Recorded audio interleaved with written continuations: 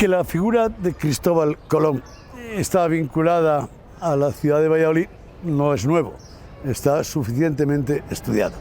Pero esta semana, donde Colón ha sido protagonista de algunos derribos de esculturas y protagonista también porque el convento de San Francisco, donde muere, ha sido sacado a la luz con las últimas excavaciones en una calle de la ciudad, nos ha hecho recordar la importancia que tuvo Cristóbal Colón en la ciudad de Valladolid.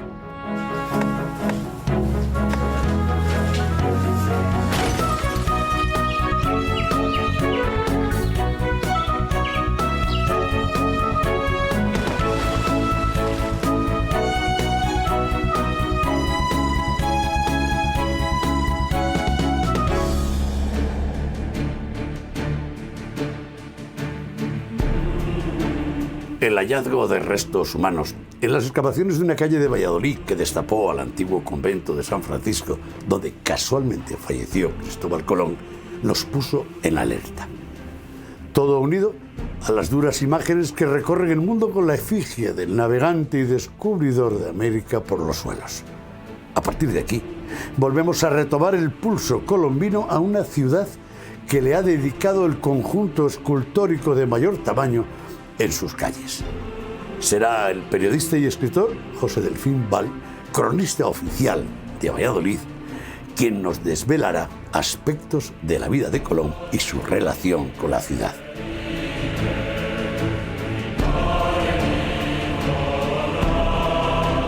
Visitaremos la Casa Museo de Colón, donde el visitante puede familiarizarse con la historia del navegante genovés y sus viajes. En el mismo escenario se encuentra el Centro de Estudios de América. Charlaremos con su directora y conoceremos la agenda cultural que desde Valladolid y ligado a la universidad nos une al continente americano. El arqueólogo Jesús Misiego nos contará qué datos arrojan los restos hallados en las excavaciones de una céntrica calle donde hace siglos estuvo el convento de San Francisco en el que murió Cristóbal Colón. También conoceremos la opinión de Óscar Puente, el alcalde de Valladolid, sobre la impronta colombina de la ciudad del Pisuerga. El director de cine vallisoletano Roberto Lozano nos contará su vínculo con el descubridor y se pronunciará sobre el patrimonio histórico monumental de Valladolid para el mundo del cine.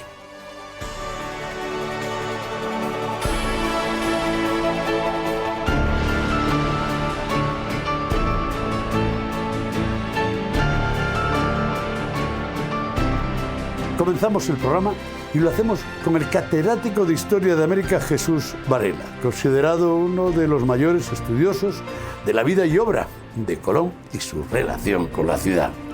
Más de 25 libros y centenares de trabajos, jornadas, congresos, tesis e investigaciones avalan a la voz más respetada en los círculos colombinos.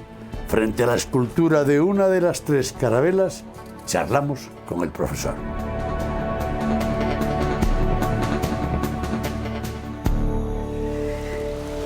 ¿Qué sintió el profesor Varela, catedrático de Historia de América, cuando estos días en los informativos y en los medios de comunicación aparecían estatuas de Colón derribadas como consecuencia de las manifestaciones antirracistas?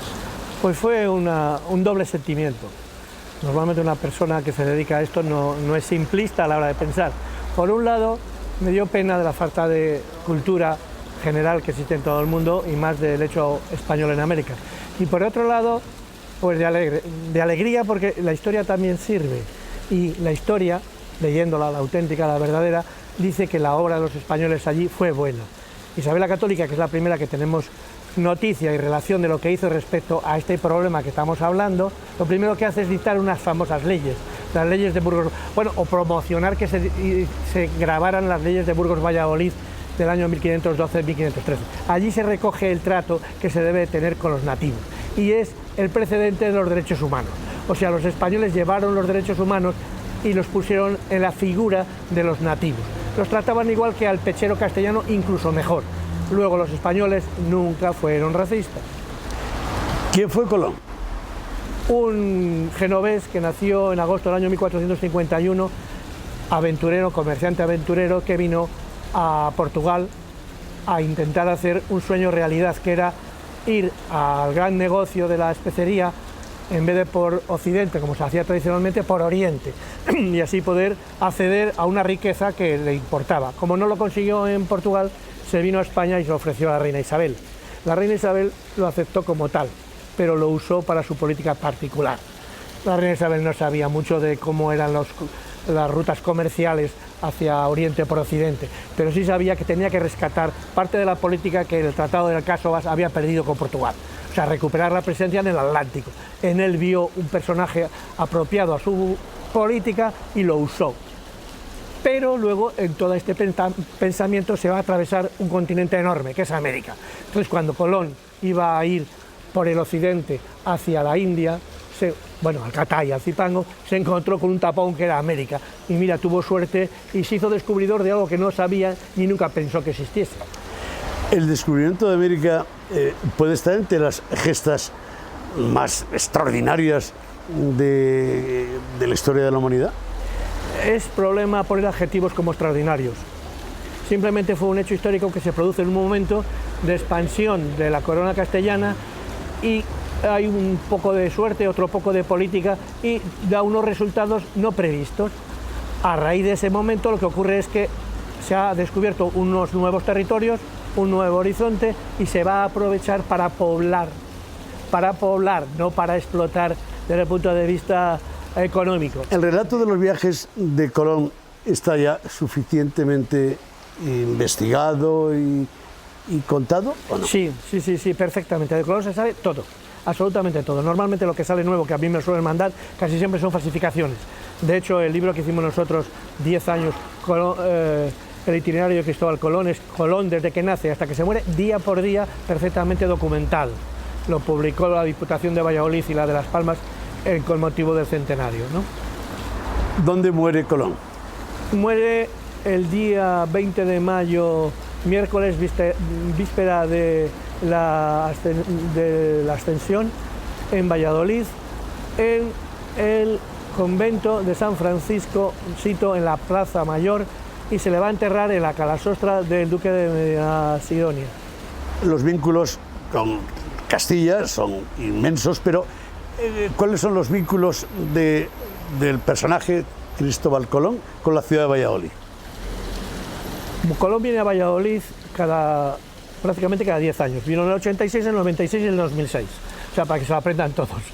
Entonces estaba en función de dónde estaba situada la corte. Era un hombre que tenía que vivir de la corte, tenía que comer de la corte, era un criado. Necesitaba tener un jefe, un dueño que le diera de comer, ¿no? Entonces lo mejor era la corte, con sus intereses. Va con la corte y la corte pues viene por Valladolid de vez en cuando. Entonces, siguiendo a la corte, aparece en Valladolid. En el 86 aparece en el monasterio de Prado y allí en la capilla, delante de la imagen que ahora está en San Nicolás, reza para que le den dinerillos para un sueño. En el 96 viene porque le han echado de América debido a que él tenía una forma de pensar un poco distinta a la corona. La corona piensa más en el hombre, Colón piensa más en el dinero, y en el 2006, como sabéis, vino a morir. Luego Colón con Valladolid tiene esa relación como sede de la corte medio ambulante que tenían los reyes católicos. Las instituciones oficiales, la propia universidad, los vallisoletanos, hacen justicia con la memoria, con la huella y con la relevancia de un personaje histórico como Colón. Valladolid es una ciudad, yo soy vallisoletano, Valladolid es una ciudad muy especial y a mí además me encanta, pero trata a los personajes casi como se merecen. Y en Colón vieron lo que era. Y fíjense ustedes cómo aquí vemos al presidente de la FASA, que es un gran personajes muy importantes, a Delibes y demás, pero a todos, o a Estuandar aquí y demás, les ponemos en su sitio, que no saquen mucho la cabeza porque si no se la cortamos. A Colón también. Y el hecho más fehaciente de lo que estoy diciendo es que cuando murió, en mayo de 2006, casi nadie se enteró. Su familia, con el dinero que tiene le va a pagar una serie de misas que se van a celebrar y tal, pero no hay ninguna nota oficial, solamente hay recogido una noticia en el diario de los Verdesoto, era una familia noble de aquí, que apunta en su diario: el día 20 de mayo murió en Valladolid el almirante Cristóbal Colón, descubridor de las Indias. Hablando de Valladolid, hoy se ha convertido no solamente en la capital de la autonomía, sino en un foco cultural extraordinario por su importancia literaria, histórica, monumental.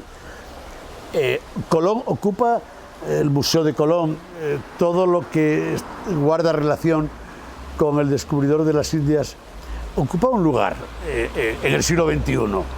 ¿Cómo lo ve? Desde la visión de un catedrático, que el común, el turista... Exacto. Pasando al siglo XXI, desde el punto de vista turístico, yo siempre se lo he dicho a los alcaldes, lo dije a León de la Riva con este nuevo, no he tenido ocasión, aunque lo conocía de antes, que no se ha sabido explotar. Cuando vas por el mundo, vas a Italia y aparece que vas a por todos los sitios.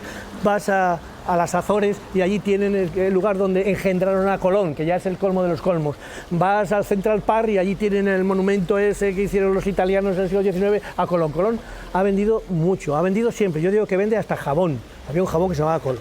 Y eso, Valladolid, tenemos una especial inclinación a no ser capaces de comercializar nuestra verdad.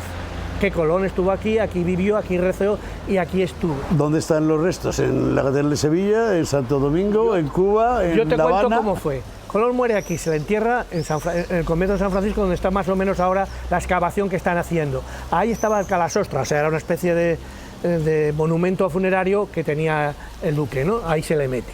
De ahí lo lleva su nuera a Sevilla.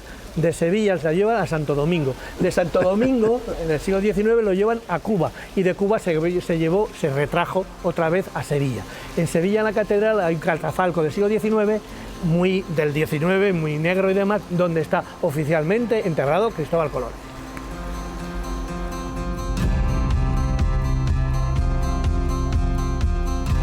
La responsabilidad de la directora del Centro de Estudios de América es importante y trascendental, pues de su trabajo de investigación dependen los lazos históricos con muchas naciones del continente americano. María Montserrat León es doctora en Historia de América y autora de numerosos libros sobre las expediciones y el descubrimiento. Desde el centro que dirige se mantiene viva la agenda investigadora sobre la historia colombina. Antes de sentarnos, nos enseña el impresionante escudo de piedra de la fachada de la iglesia de la Magdalena y el lienzo que recoge y recuerda la muerte de Cristóbal Colón, rodeado de franciscanos. Montserrat, ¿es cierto que es el escudo, uno de los escudos en piedra más grandes que hay? Eso dicen, y además debemos pensar que estamos en una zona en ese sentido privilegiada. Estamos ahora en la Casa Colón y el escudo representa el de la familia de Pedro Lagasca, que fue virrey en el Perú. De hecho, en Valladolid tenemos una ruta colombina y es una de las dos zonas. En la iglesia de la Magdalena. En la iglesia de la Magdalena. Es una maravilla poco conocida por los vallisoletanos. Y hablando de poco conocida por los vallisoletanos, y en general el común conoce que hay un centro de estudios de América, que es el que tú diriges. Sí. ¿Lo conocen? A ver, es verdad que no nos sabemos vender, es una pena. Pensamos que con hacer las cosas y procurar hacerlas bien es suficiente. Nos falta dar ese paso. En el centro se realizan muchas actividades. A nivel universitario algunas de ellas, pero muchas de ellas pensadas para el ciudadano de Valladolid, para la divulgación. Hay conferencias todos los meses, bueno, exceptuando agosto y según el verano, algunas veces tampoco en julio. Pero el ciudadano vallisoletano responde muy bien. Suele venir a todas las conferencias con bastante frecuencia y bastantes asiduos. Personas que además saben de qué hablan, porque cuando llega el momento del debate hacen preguntas y reflexiones más que interesantes. Es decir, que no somos precisamente personas que no sepamos de qué hablamos, ¿eh? Y hablando de preguntas y reflexiones, está totalmente claro la muerte de Cristóbal Colón en Valladolid. Sí, no hay ninguna duda. El diario de los Verdesoto lo recoge, que el 20 de mayo, víspera de la Ascensión, dio su vida en Valladolid Cristóbal Colón. De hecho, nosotros llevamos muchos años trabajando sobre Cristóbal Colón, tenemos varias publicaciones Y cuando en el 2006 se celebró el Congreso en Valladolid, precisamente, conmemorando la muerte, fue una gran difusión internacional la que recibió. Parece que lo que no sabemos es reconocer nuestras propias virtudes. También hay que reconocer los defectos, no digo que no, pero ensalzar nuestras virtudes. Montserrat, estamos en la biblioteca dentro del Centro de Estudio de América. Una biblioteca tiene libros. ¿Hay libros que nos puedan servir al común, sí, al margen de los investigadores, sí, que nos hagan un relato certero, documentado y claro de la figura de Colón desde que nace hasta que muere en Valladolid? Sí, nosotros siempre lo que hemos intentado es dar a conocer de manera fiel los hechos, pero también de manera que se pueda comprender independientemente del nivel de formación que tengamos sobre un tema específico. Entonces, digamos que a nivel más científico podemos mencionar el itinerario de Cristóbal Colón, que va mencionando día a día, desde que nace en 1451 hasta que muere en 1506. Una fuente obligada es. Exactamente, pero eso quizás sea más pensado a nivel académico. Sí. Después ya para que podamos leer todos, cada uno de esos momentos está desarrollado en distintos libros. Para el primer viaje y los momentos previos nos podemos centrar en Colón y Pinzón, descubridores de América, es decir, ya estamos hablando de dos personas, no solamente de Colón. Para el segundo viaje, que precisamente fue mi tesis doctoral, hablamos del viaje de confirmación de Cristóbal Colón, que editó el Ayuntamiento de Valladolid. Para el tercero, hablamos de la teoría personalidad de Colón. Y para el cuarto, hablamos de Valencia de las Torres, que fue donde se firmó en un pueblo de Extremadura las capitulaciones para el cuarto viaje. Ahí se explica lo que no quiere decir que esté documentado para que al mismo tiempo sea de una lectura fácil, ligera, comprensible, pero seria. En algunos lugares se ha hecho justicia, con Ponce de León en Sant Hervás de Campos, un pueblo de Valladolid, donde se ha recreado un pequeño museo. Exactamente. Bueno, eso es una batalla ganada. Sí, iniciativas a pequeña escala, a nivel individual, hay muchísimas. Lo que tenemos que conseguir es sumar fuerzas todos para que se nos vea. Conocemos las culturas de los países de América hoy, y ya no me refiero a las precolombinas, sino que se mantenéis una buena relación. Hay estudiantes de América, vienen visitantes, vienen turistas. Siguen viniendo bastantes estudiantes. A Valladolid vienen, pero es una pena porque quien más tiene el tirón en ese caso es la Universidad de Salamanca, por lo que te digo, se saben vender. Nosotros tenemos que aprender, es una asignatura que tenemos pendiente, pero sí que se hacen tesis de estudiantes americanos en la Universidad de Valladolid. Sí que vamos nosotros allí a impartir algunas clases en programas de doctorado, que afortunadamente cada vez son menos necesarios porque ya hay más doctores allí. Y a nivel de la calle no nos damos cuenta de la gran relación que hay.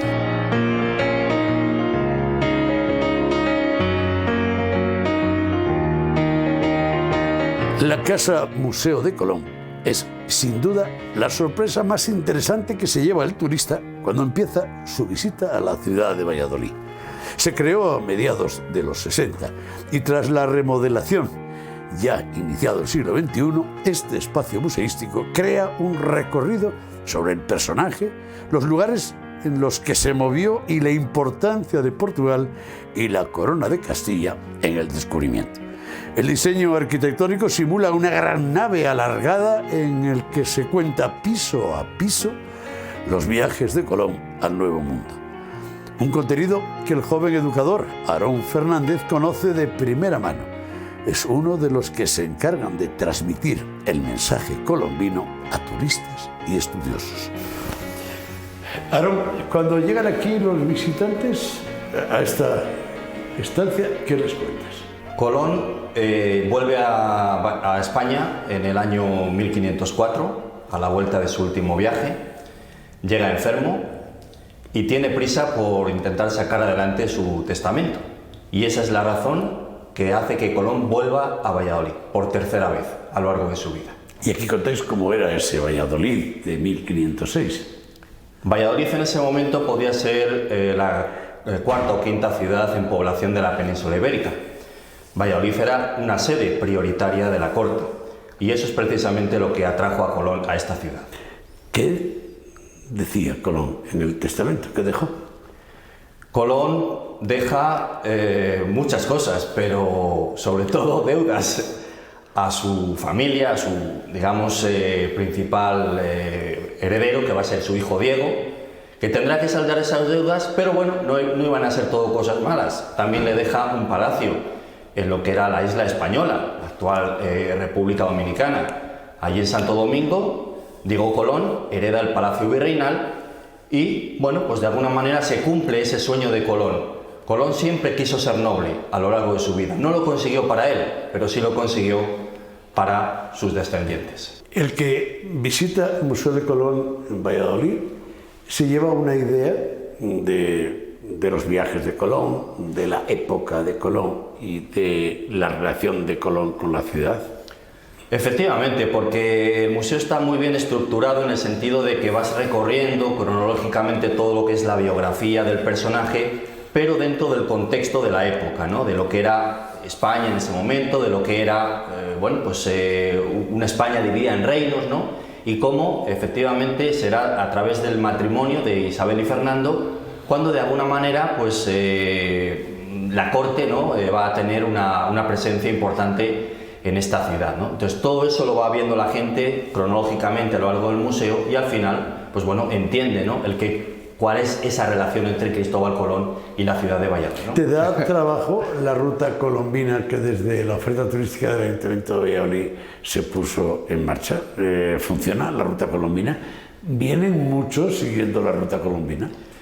La verdad es que ahí habría que hacer un poco un esfuerzo más pedagógico, ¿no? En el sentido de incitar a la gente a que visite estos monumentos, que algunos tuvieron que ver con Colón, pero otros son monumentos significativos que están en las inmediaciones de lo que es actualmente el Museo Colón y ya de por sí son un reclamo, ¿no? La iglesia de la Magdalena, la tenemos aquí al lado, el Palacio de los Viveros, donde se casaron los reyes católicos. Ahí no hace falta incidir, ¿no? Pero sí, bueno, otra serie de monumentos pues sí se podría hacer un poquito más esfuerzo, ¿no? Para poder dar más a conocer esos lugares, ¿no? Si resulta que es cierto y se demuestra que los restos de Colón están en las excavaciones que se están llevando a cabo en Valladolid, vaya tirón que va a tener el Museo de Colón, ¿eh?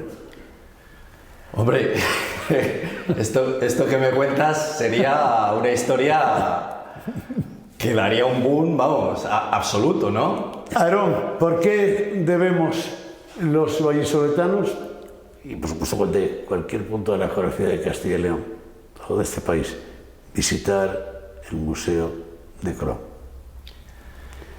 Debemos visitar el Museo de Colón porque este es un lugar que recuerda un acontecimiento que cambió la historia de la humanidad, ¿no? América entra por primera vez en la historia gracias a los viajes de Colón.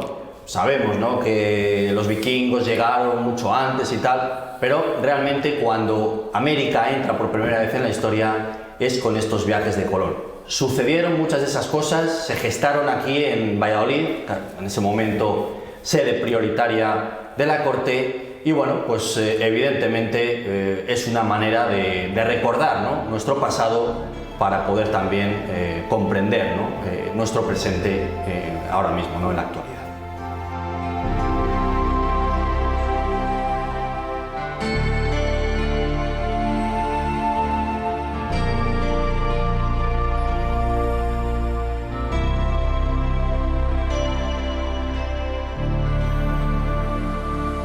Conscientes de que no nos vamos a encontrar los huesos de Colón, nos acercamos al yacimiento arqueológico donde acaba de brotar el viejo convento de San Francisco, en el que está muy documentado que muriera el genovés rodeado de frailes. El arqueólogo Jesús Visiego nos desvela lo que todavía hoy está esperando conocer la ciudad y, por supuesto, nos demuestra que debajo de la piel de asfalto y cemento hay muchas historias por contar. Muy bien. Oye, vaya temperatura, ¿eh? Sí, sí, hemos cogido el mejor día hoy. Esto te recordará los tiempos jóvenes de las excavaciones con un sol de justicia, sí, y con un pañuelo en la cabeza. Cuando íbamos a Soria, al Burgo de Osma o a Tiermes, que eran los sitios apropiados. Usama, todo eso. Fue los Sargente, joder, madre mía. Exacto, los veranos nuestros de las excavaciones de verano, hace 30 años. Bueno, oye, Jesús, estamos ante ese ejemplo que nos dice que debajo de la piel, que debajo del asfalto de ciudades históricas como Valladolid, está su historia. Sí, sí, aquí lo podemos ver. Son restos del pasado, restos del convento de San Francisco, tan conocido, tan importante y tan desconocido para la ciudad, porque no conserva nada en toda la superficie urbana. Con estas excavaciones nos habéis recordado dónde estaban esas piezas que vemos en el Museo Nacional de Escultura o la Iglesia de la Magdalena, parte de obras que estaban en el convento de San Francisco, que fue enorme. Sí, eso es para recordar un poco la suntuosidad que tuvo y la calidad de las piezas que tenía. Fue un convento que tuvo 3 hectáreas y llegaba desde la Plaza Mayor hasta Montero Calvo, desde Duque de la Victoria a la calle Santiago. Jesús, desde luego a todos nos ha sorprendido el equipo de arquitectos y de arqueólogos que tras estas obras en la calle Constitución aparecen los restos. ¿Qué es lo que ha aparecido? Pues lo que tenemos son las cimentaciones de la parte septentrional, la parte norte de la Capilla de las Maravillas, uno de los muchos nombres que tuvo una de las capillas. La primera capilla del paño oriental, del lateral del claustro hacia el este del convento. Y esa capilla tiene la importancia de que fue en un momento dado capítulo, la sala capitular del convento, y como tal sirvió de enterramiento a los personajes principales del monasterio. En esa hilazón es en el que podemos introducir a la figura de Colón. Pregunta obligada que estos días ha surgido a la luz, porque así han salido declaraciones sobre la posibilidad de que, coincidiendo con que la muerte tuvo lugar en el convento de San Francisco, pudieran estar los restos de Cristóbal Colón o del irlandés O'Donnell. Sobre eso, ¿qué es lo que tenéis ya? Bueno, hay una cosa que es clara y certera. Colón estuvo enterrado aquí a partir de su muerte en 1506, pero sabemos que a los pocos años le trasladaron, bien por designios del rey católico, de Fernando el Católico, y de parte de sus hijos. Le trasladaron a Sevilla. Es más, dicen las investigaciones históricas que se ordenó enterrar aquí a Colón, pero con la historia de que sus huesos se descarnaran.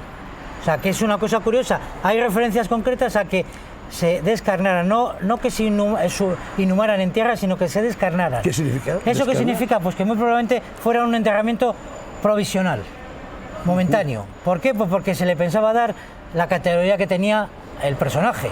Era un personaje ilustre, muy conocido en la corte, descubrió un nuevo continente, que por entonces eran las Américas, el Nuevo Mundo y tal, que luego tendría mucho más renombre con los monarcas siguientes, pero en ese momento todo el mundo sabe lo que ha encontrado y las riquezas que está trayendo en cada uno de los viajes. Claro. Entonces, yo creo que lo que se pretendió era darle un enterramiento con cierto renombre, ¿Y hasta dónde van a llegar las investigaciones sobre los esqueletos y los huesos, restos aparecidos? Ahora estamos en fase de estudiarlos, hacer el estudio antropológico de todos ellos, determinar sexos, alturas, disfuncionalidades, enfermedades. A partir de ahí dilucidaremos si hay alguno que concuerda con el perfil histórico de algunos de los personajes que tenemos. Y una pregunta que nos hacemos todos, con lo que hemos descubierto, ¿qué va a pasar? ¿2 puntos de sutura, se cierra y se acabó o...? No, ahora se está estudiando la posibilidad de, no sabemos si ponerlo en valor o aplicar técnicas actuales para que la gente pueda verlo y pueda comprenderlo. Entonces hay varias opciones que están en estudio, tanto para la conservación de los restos como para incluso una posible ampliación de la intervención.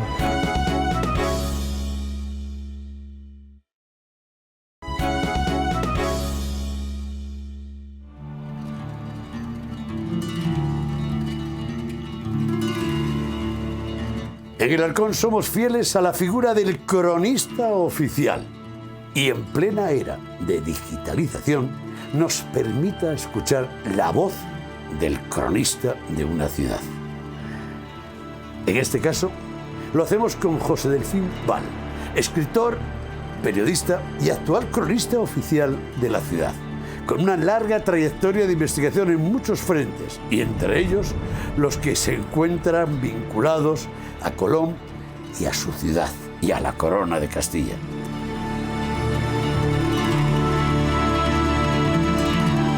Y si hay un elemento en la ciudad de Valladolid que identifica a Colón, al menos por su magnitud, es sin duda el monumento a Colón, ¿no? Claro, efectivamente es uno de los más significativos porque además es uno de los más hermosos documentos escultóricos de Colón repartidos no solo por España, sino por Hispanoamérica en total, en su conjunto. Y es uno de los más bellos y afortunadamente lo tenemos aquí, aunque no fue pensado para Valladolid. ¿Cómo fue la historia del monumento a Colón? En realidad estaba pensado para que se instalara en el paseo central del Parque General o el Parque Nacional de La Habana, en Cuba. Pero por una serie de vicisitudes en las que se vieron involucradas la política y las guerras de la independencia de los cubanos y la pérdida de las colonias por parte de España, pues el monumento se quedó sin propietario, se quedó sin objetivo, no pudo ya ir a La Habana. Entonces el gobierno pensó en que podría ir a 3 sitios, a Madrid, porque optó Madrid al deseo de tener este gran monumento para el retiro, Sevilla, por el archivo de Indias, etcétera, etcétera, y por la Andalucía tan colombina, y Valladolid, porque en ella murió Cristóbal Colón. Y ganó la partida en aquella ocasión gracias a la intervención de 2 políticos, Germán Gamazo y José Muro. ¿Los 2 con calle en Valladolid? Sí, los 2 con calle en Valladolid, muy próxima además, y paralela a la una del otro. Pues ganó la partida Valladolid y afortunadamente se quedó aquí el gran monumento. Estamos ante un monumento que cuenta. No es una escultura normal, es una escultura realista que nos está, con sus bajorrelieves, con las alegorías, con la propia escultura, está contando muchas cosas. Sí, está contando muchas cosas, incluso alguna triste que lo dejaremos para el final. Vamos con las alegres. El monumento tiene una estructura piramidal, una base, aunque no cuadrangular, pero una cúspide donde está arriba la cruz, el emblema del Reino de Castilla, Cristóbal Colón semiarrodillado y acompañado de una mujer que no es una mujer, sino una alegoría de la fe. En el plano medio está el globo terráqueo, en el que hay una cinta habitual del non plus ultra que rompe un león coronado y rompe el non para que siga diciendo plus ultra, más allá, porque la teoría que rompió Cristóbal Colón fue el que en el mar tenebrosum no existía ya ese abismo tremendo, y rompió Cristóbal Colón con el descubrimiento de América, con el viaje del descubrimiento de 1492, pues esa barrera, esa frontera. Debajo del monumento hay 4 bajorrelieves que era la especialidad del escultor, el escultor que era un sevillano, y esta es la parte triste, que acabó con su vida voluntariamente pegándose un pistoletazo a lo romántico como Larra, por ejemplo. Y que no vio el monumento. Y que no vio cómo terminó en Valladolid su monumento. ¿Siempre estuvo en este mismo emplazamiento desde su inauguración? Sí, desde su inauguración, en ferias de 1905, estuvo en este lugar. Era un lugar un poco en la periferia de la ciudad, pero claro, estaba junto al Campo de Marte, que es este maravilloso bosque, parque, que es nuestro Campo Grande. José Delfín, a lo largo de toda tu trayectoria como periodista, ¿qué recuerdos tienes de acontecimientos, de efemérides, de reportajes o de noticias que tuviste que titular o que hacer vinculadas a Colón y al descubrimiento? Bueno, a lo largo de mi vida periodística yo me he encontrado muchas veces con Cristóbal Colón, afortunadamente, y él me ha respondido, le he pedido algo y me ha respondido.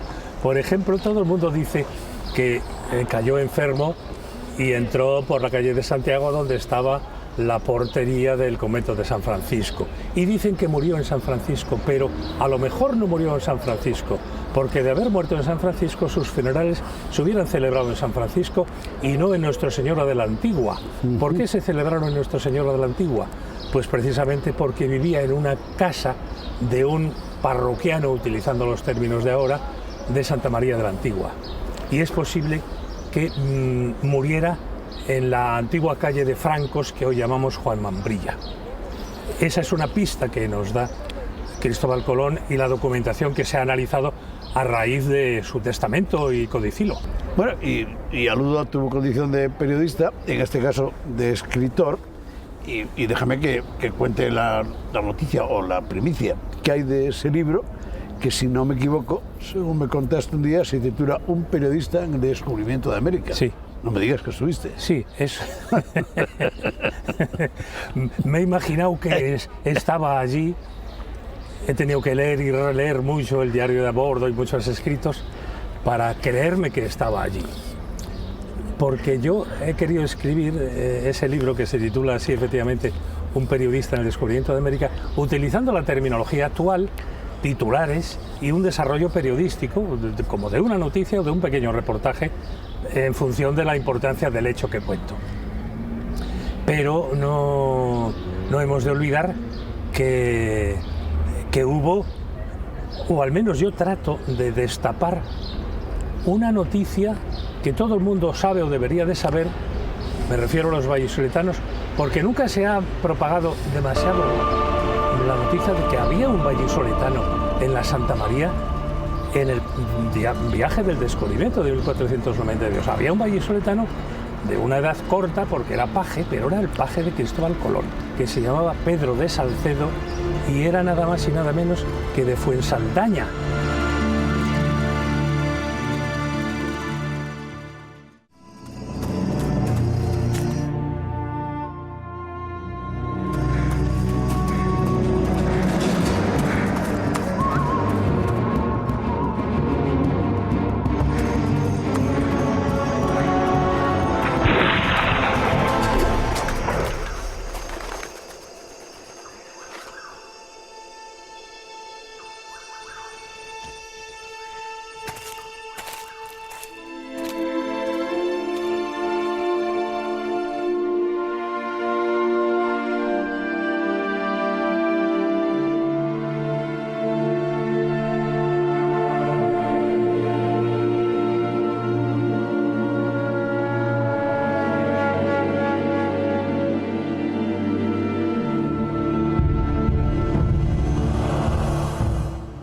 Recientemente ha entrado a formar parte de la Academia Europea del Cine. Es el periodista y director de cine vallisoletano Roberto Lozano. Ha accedido a charlar con nosotros en la selva que sirvió de escenario al cortometraje El último viaje del almirante. Muy bien. Roberto, ¿cómo se llamaba la selva del... La selva de Guanahani. De Guanahani. Esta fue la selva de Guanahani. Pues aunque parezca imposible, sí, esta fue la selva que nos sirvió para recrear la llegada de Colón al Nuevo Mundo, a la selva de Guanahani, que es como lo llamaban los indios, y San Salvador, que fue como bautizó la expedición de Colón y el propio Cristóbal Colón, el lugar donde llegó justamente a... Tú fuiste el productor de ese cortometraje. Yo fui el productor y el sufridor, mejor dicho, porque fue una historia muy bonita, una producción que me llevó 5 años levantarla porque era tremendamente ambiciosa, que nació como un documental pero que se convirtió en un proyecto de ficción y que afortunadamente pude contar con Iván Saiz Pardo, que es un gran amigo y un gran cineasta, también de Valladolid. Sí. Es salmantino, pero ha vivido muchos años en Valladolid, afincado en Valladolid y ha desarrollado su carrera aquí, ¿no? Y contamos pues, en aquella aventura tan grande con un director de fotografía magnífico que era Sorin Dragoy, con gente de la categoría de Juan Antonio Quintana, con la pluma de Antonio Piedra. Antonio Piedra, que además Antonio Piedra fue profesor mío de literatura y parte del culpable de que a mí yo sea un apasionado de la literatura, ¿no? Sí. Y además ahí se veían aquel elenco de corsario, de teatro, claro, de actores. Es que realmente, o sea, muchas veces no sabemos valorar lo nuestro, ¿no? Y entonces cuando tú ves en una pantalla grande actores de Valladolid, sí, actores de renombre como Licas, como Juan Antonio Quintana, como tantos otros que aparecen en el último viaje del almirante, y dices, pues esta gente tienen un talento sobrenatural. Me envía el Santo Oficio con la misión de impartiros los santos óleos. ¡No oséis tocar esa carta! ¡Dádmela! ¡Dádmela! Fue escrita por la propia reina. Ni aquí, ni en las Indias ha tenido causa alguna el Santo Oficio. Os recuerdo que el Santo Oficio... Soy el virrey de las tierras conquistadas y el almirante de la mar Océana, y ordeno que levanten el vuelo estos pájaros de mal agüero. ¡Fuera! ¡Fuera! ¡Fuera! ¡Fuera! ¡Dejadme solo! ¡Dejadme solo! Quiero morir tranquilo. ¡Fuera! ¡Quiero morir en paz! ¡Fuera! Esto es inaudito. ¡Vámonos! La historia sigue inspirándoos a los directores de cine. Yo creo que la historia es apasionante, siempre es... El cine histórico no morirá nunca. No morirá nunca, lo que pasa es que es muy caro, es tremendamente caro. Fíjate, en el último de Almirante fue uno de los cortometrajes con más presupuesto y más caros de la historia del cine español hasta aquel momento. Sí. Porque claro, el vestuario que lo hizo Nieves fue, además, muy apoyado por Cornejo, por el gran... Estamos hablando hace unos años ya. Estamos hablando ya del año 2006, es decir, que ha pasado casi 15 años y el proyecto empezó hace 20. O sea que, pero yo lo tengo mucho cariño, muchísimo cariño.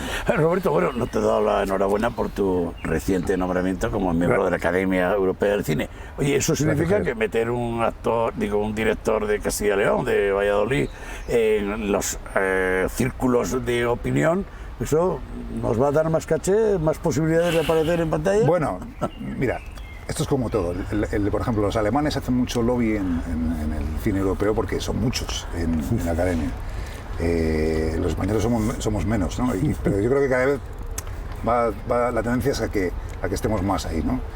Y bueno, pues al menos, lógicamente, tenemos la oportunidad de charlar, intercambiar opiniones, ver otras miradas de cineastas, aportar nuestro pequeño granito de arena, lógicamente, en el avance de la industria cinematográfica, no solo de la industria, sino también el cine es el arte de nuestro tiempo. Roberto, que me encanta verte. A mí me encanta estar por primera vez en el Arcón. Y en el Arcón, es verdad. Y oye, que te deseo lo mejor, mucha suerte. Suerte, amigo. Muchas gracias, Javier.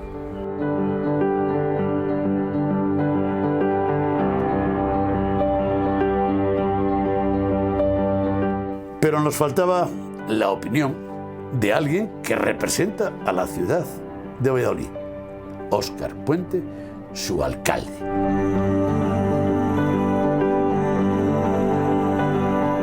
Alcalde, a lo largo de todo el programa hemos estado hablando de la figura de Colón. Hoy estamos a los pies del fundador de la ciudad. ¿Cambiarías esta estatua por la de Colón? Uy, eso es muy complicado.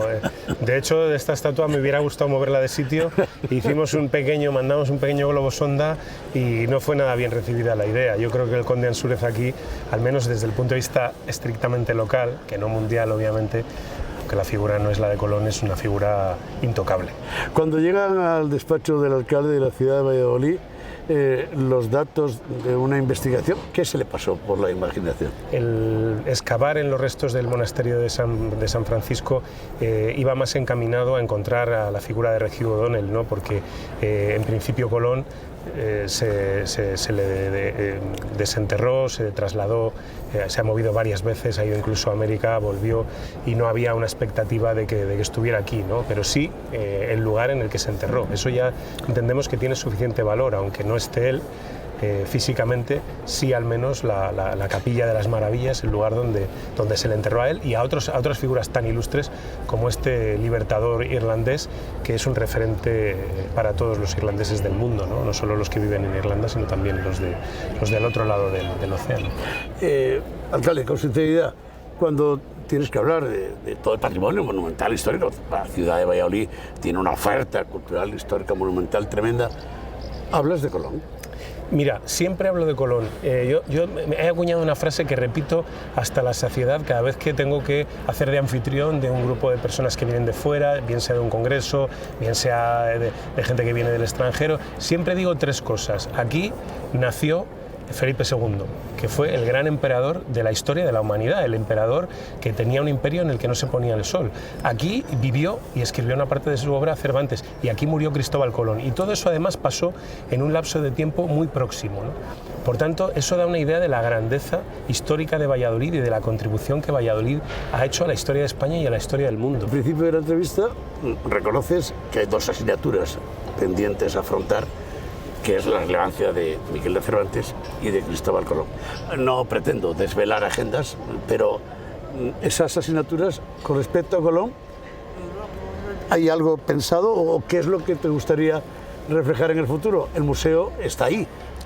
Mira, yo creo poco en las iniciativas de corto recorrido, es decir, yo lo que creo es que Colón, Cervantes, nuestro pasado imperial deben incorporarse de una manera estable, permanente, activa a toda la agenda de actividades culturales y turísticas que tiene que desarrollar la ciudad, ¿no? Yo creo que aquí se han hecho cosas importantes relacionadas con Colón. Recuerdo el quinto centenario, sí. Tuvo bueno, pues, ocasión la ciudad de celebrar fastos importantes, eventos importantes relacionados con ese momento. Yo creo más en el trabajo del día a día, en el trabajo de constante, ya digo, de incorporar esas figuras a la agenda turística y cultural de la ciudad de manera permanente.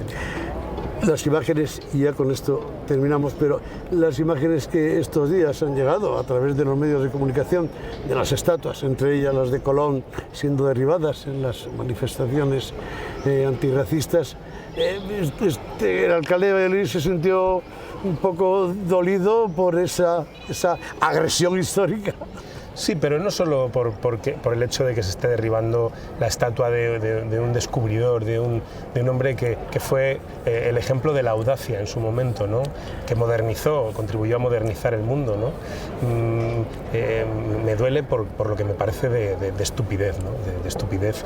Yo creo que en este momento luchar contra el racismo no pasa por tratar de reescribir la historia, ni tampoco por juzgarla. Yo creo que la historia, y sobre todo una historia tan lejana, hay que observarla, hay que aprender de ella, pero revisarla de esta manera y hacer interpretaciones a la luz de lo que hoy sabemos, de lo que hoy vivimos, de cuáles son hoy nuestros derechos y nuestras posiciones, y juzgar a las personas que vivieron hace 5 siglos en un contexto completamente distinto, es un error, ya digo, que solo se puede calificar de estupidez, ¿no?